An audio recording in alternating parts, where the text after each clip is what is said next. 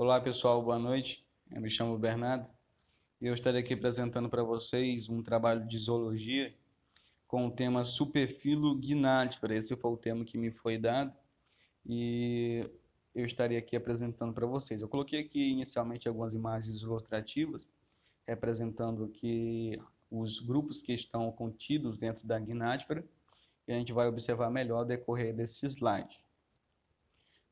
Aqui sobre a gnatifera, eu coloquei algumas características em relação a elas. Existe uma característica específica que faz que esse clado, que seria esses quatro grupos, dos rotíferos, que aqui eu coloquei essa imagem para representar, dos acantocéfalos, que seria essa segunda imagem, que faz a representação, a gnastostomolida, que seria esta terceira imagem, que faz a representação deste filo, e a micrognathozoa, que é esta imagem que faz a representação deste filo. A característica, na realidade, que une este grupo é por conta do seu complexo aparato mandibular, que é único da gnatifera, deste grupo. Vamos aqui dar início. Sobre a gnatifera, eu também destaquei algumas características que estão que basicamente estão em todos aqueles grupos que eu tinha citado anteriormente. Sobre o seu tamanho, a maioria desses filos, eles têm menos de 1 milímetro, ou seja, eles são menores que 1 milímetro, eles são consideráveis pequenos, mas também podem ser achados alguns filos com um tamanho superior, até de 2 a 3 milímetros. Aqui no segundo ponto, eu destaquei sobre o seu transporte, que seria um transporte interno que é ocorrido por conta da difusão. Pessoal, em relação à difusão, vale aqui destacar que são existentes três, que seria a difusão simples, a difusão facilitada e a osmose. E existe uma diferença em relação a essas três difusão, que seria basicamente por conta do que se sairia. Por exemplo, aqui, na difusão simples e na facilitada, o que se passa seria o soluto. E esse soluto, na realidade, são partículas desenvolvidas na água. Já na osmose, o que se passaria, o que se sairia, na realidade, seria o solvente, que é a própria água. E vamos aqui para o terceiro, que seria a locomoção ciliar. Sobre a locomoção ciliar, acredita-se que ela ocorre por conta da movimentação de um cílio, que é bem interessante e porque basicamente é como se acontecesse um efeito dominó. A movimentação de um cílio, ele acaba estimulando a movimentação de outro cílio. E assim acontece como se fosse realmente um efeito dominó.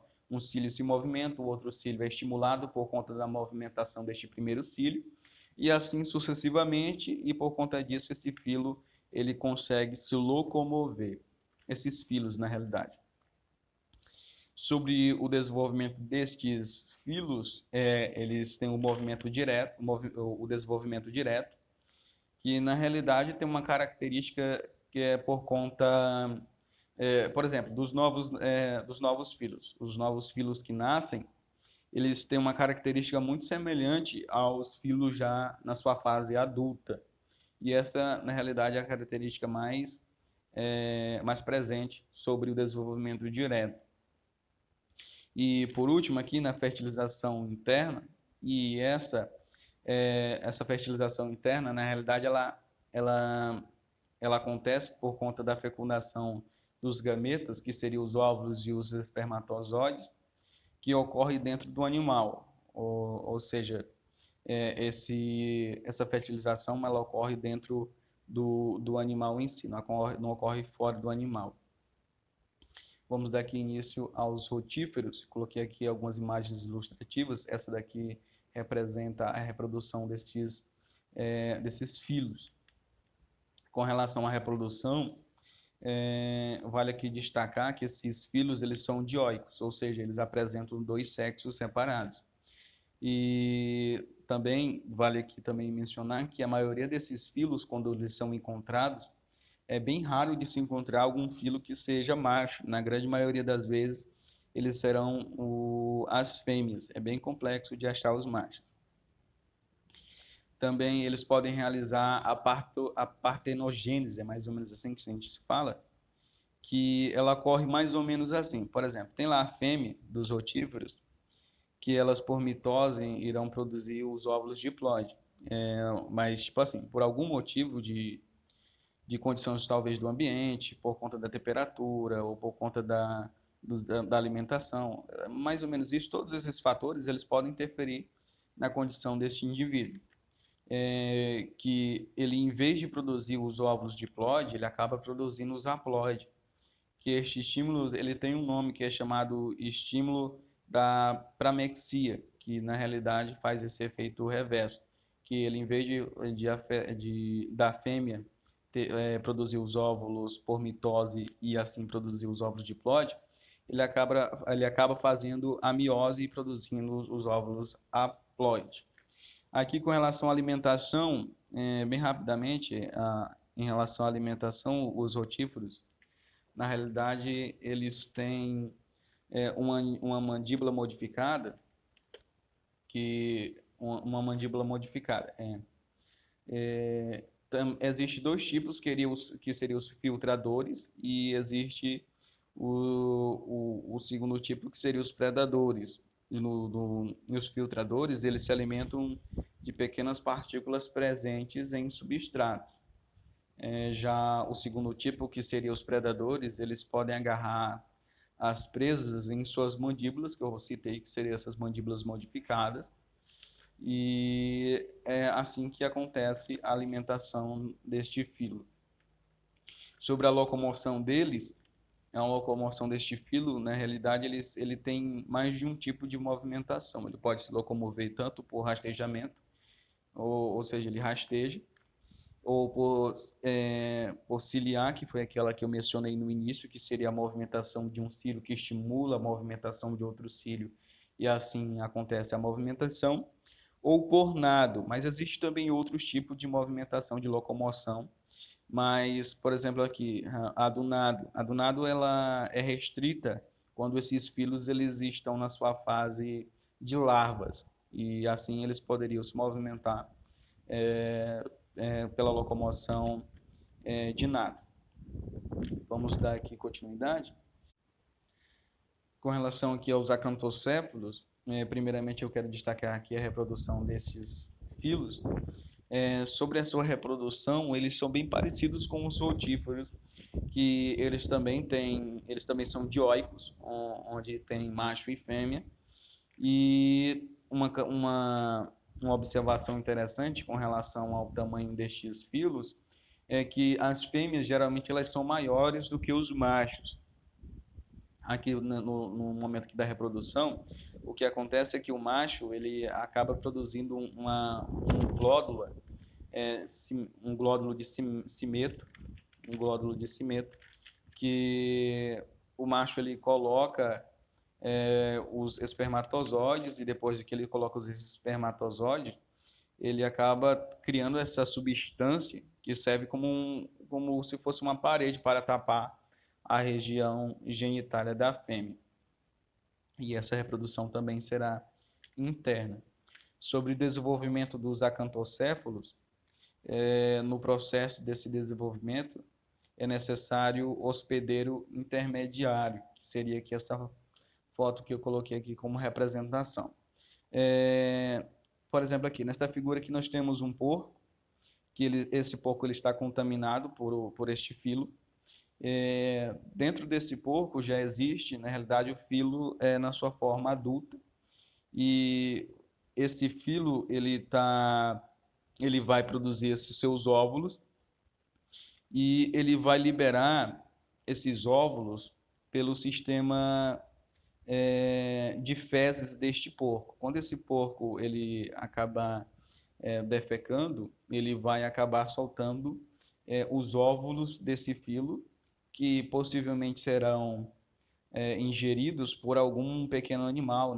Eu acredito que essa imagem é uma barata ou é um grilo. Eu acredito que é uma barata.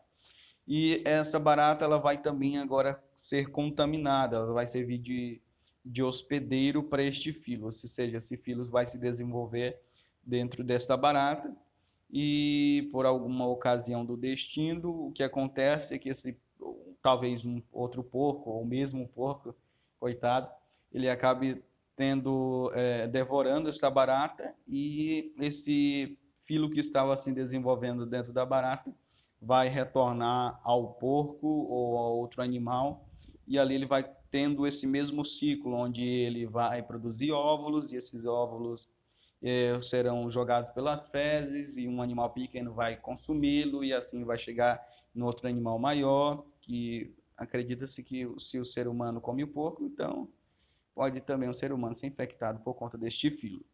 Mas tudo bem. Agora, sobre o ciclo de vida deste filo, é basicamente o que eu falei anteriormente. O ciclo de vida dele acontece, né, nessa movimentação o, de ser jogado pelas fezes de um animal, depois ser comido por um animal menor e acabar se infiltrando nesse animal e se desenvolvendo ali, e depois ser comido por outro animal e acabar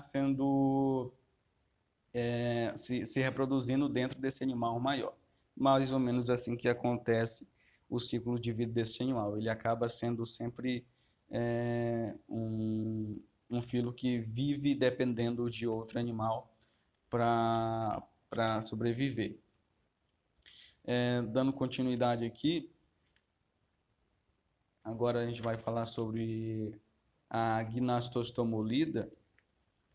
Eu coloquei aqui sobre a gnastostomolida, a sua reprodução. Sobre a gnastostomolida, a sua reprodução, na realidade, ela acontece unicamente por um filo só, pelo fato que eles são hermafroditas, ou seja, eles têm os dois óvulos, eles têm tanto o sexo masculino quanto o sexo feminino, e eles não precisam de nenhum outro para que eles fecundem os seus óvulos, ou seja, eles mesmos já podem fecundar, sendo que eles têm os dois sexos ao mesmo tempo. Em relação à alimentação desses filos, eles basicamente se alimentam de bactérias e fungos, dos quais são raspados do substrato pela placa basal deles. E temos aqui também a relação ao trato digestivo. Estou sendo um pouco rápido por conta do tempo. Já em relação ao trato digestivo, ele é composto por boca, pela cavidade bucal, a faringe, o estômago e o intestino. E vale aqui uma menção rápida em relação à faringe. Essa faringe, na realidade, ela inclui um tubo faríngeo que ele é formado por músculo e epitélio e secretor, e tem um aparato mandibular nessa faringe. Vamos dar continuidade. E nós temos o último aqui, que seria a micrognatozoa, que eu coloquei algumas informações, eu coloquei aqui algumas imagens ilustrativas, do mesmo jeito que eu coloquei nas outras. Sobre a sua locomoção. Sua locomoção, na realidade, ela acontece também por cílios, pelos cílios, que é do mesmo jeito que eu tinha falado anteriormente, que um cílio ele se movimenta e assim estimula um outro cílio, e por conta dessa estimulação acontece a movimentação desses organismos.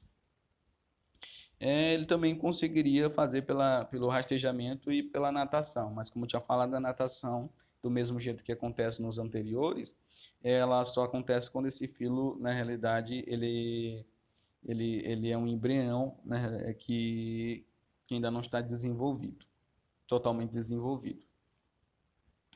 Sobre o trato digestivo, que seria esse segundo tópico que eu destaquei, o trato digestivo deste filo, ele é composto por boca, pela faringe, pelo estômago e pelo próprio trato digestivo em si.